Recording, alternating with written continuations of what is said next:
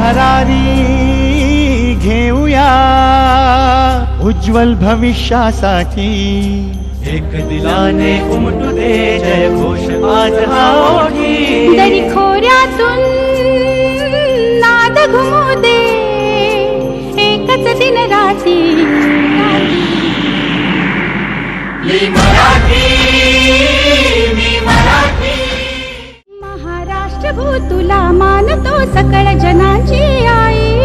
तुझ्या खुशीतून सकळांसाठी अंकुरते अंगाई. संघर्षाचे शौर्य दिले तू, धैर्य दिले जगण्याचे.